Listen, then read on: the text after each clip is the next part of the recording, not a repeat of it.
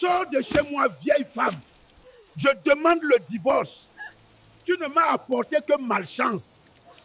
Ne me chasse pas, mon époux. Souviens-toi de nos moments de pauvreté et de tout ce qu'on a bâti. Il n'a plus besoin de toi, vieille chouette. Il a besoin d'une belle et jeune fille.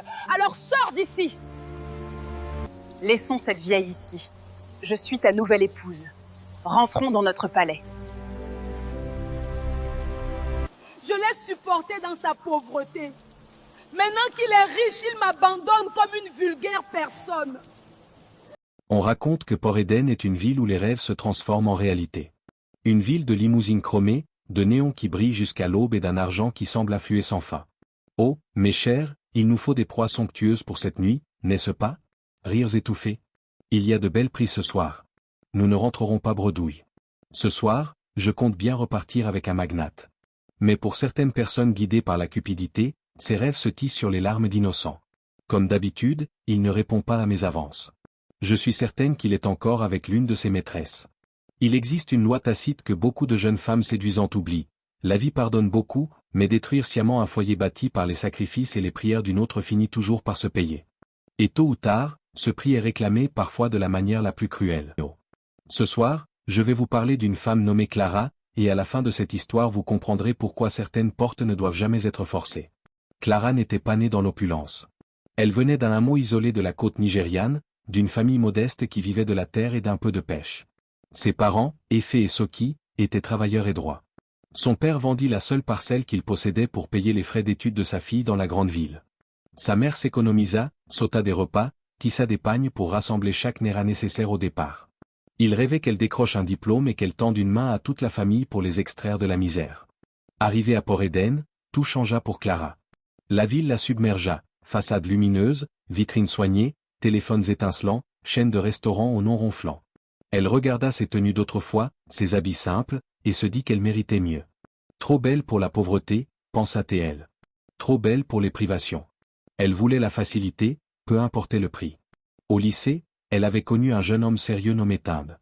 Tinde était simple, honnête, étudiant et travaillait à mi-temps pour subvenir à leurs petites sorties. Il l'aimait sans mesure, il économisait pour lui offrir un téléphone, l'invitait au cinéma quand il le pouvait, faisait tout pour qu'elle ne manque de rien. Mais Clara menait une vie fraternelle différente de celle qu'elle montrait à Tinde. Elle aimait la lumière, le clinquant, l'odeur du parfum cher. Lorsqu'un soir Tinde perdit sa bourse d'études et qu'il fut incapable de payer son loyer, Clara n'eut pas même un regard de compassion. Elle fit le geste sec de ramasser toutes les choses qu'il lui avait données, le bloqua et lui lança, sans émotion, « La pauvreté est contagieuse et je suis allergique aux pauvres. » À partir de ce moment, elle changea de tactique. Les étudiants n'étaient plus des tremplins. Elle voulut des hommes qui portaient leur propre ville. Elle se tourna vers les riches, les hommes mariés qui brillaient dans la haute société de Port Eden. Elle devint une briseuse de foyer, une experte en séduction cynique. Elle avait détruit la réputation d'un directeur d'une compagnie d'assurance, M. Okoro, compte vidé, mariage implosé, honte publique. Puis, quand l'homme fut ruiné, inutile pour elle, elle l'abandonna sans remords. Partout où elle passait, elle laissait des familles en pleurs et des vies disloquées. Elle était arrogante, sûre d'elle, persuadée d'être intouchable. Puis elle rencontra celui qui allait changer sa destinée, l'homme que tout Port Eden admirait, le magnate immobilier Ibrahim Abazi. Abazi possédait plus d'immeubles qu'on ne peut en compter, des villas aux portes dorées à Victoria Quay, des hôtels, des comptes bancaires aux chiffres stupéfiants. Mais, contrairement aux autres, Ibrahim était un homme fidèle. Il aimait sa femme, Kémi, et leur petit garçon, Yomi. Kémi n'avait pas abandonné Ibrahim dans les jours de disette.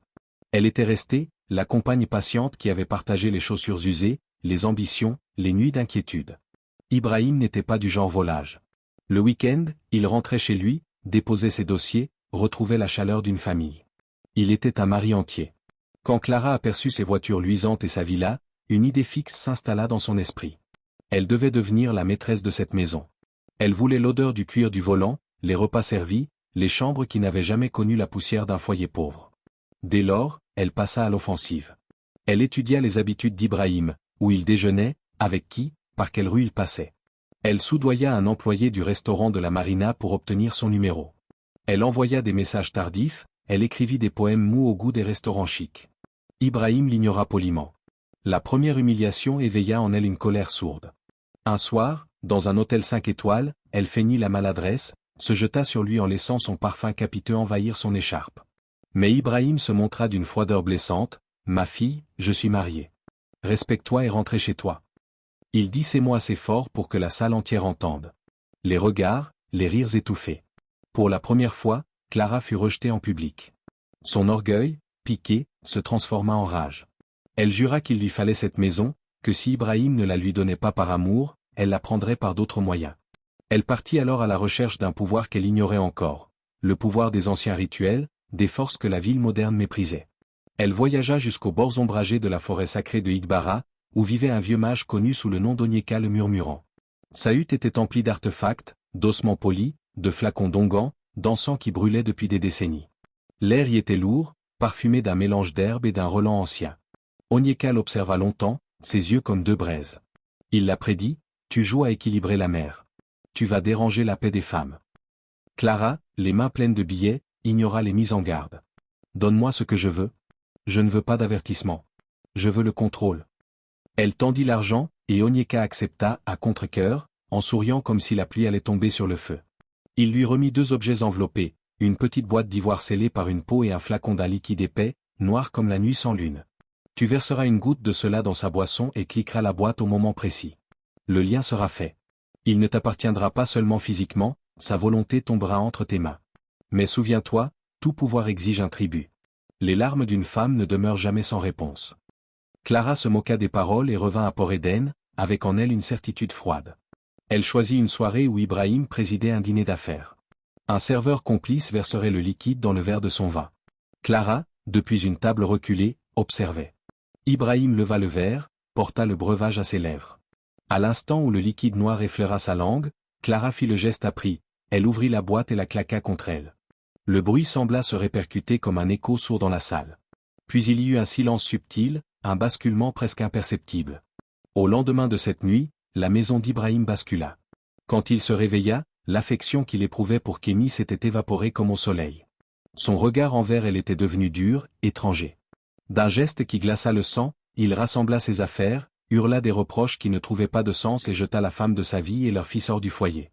Sous une pluie battante, Kémy serrait Yomi contre son cœur, les pieds embourbés, tandis qu'Ibrahim, désormais muet comme une statue brisée, fermait la porte. Devant le portail, Clara attendait, un sourire triomphant aux lèvres, tenant comme un trophée la vie qu'elle venait de s'approprier. Les jours suivants, Clara régna sur la villa comme une souveraine. Elle congédia les serviteurs fidèles à Kémy, jeta leurs affaires au dehors, trônant dans le lit conjugal, roulant dans les voitures aux vitres teintées.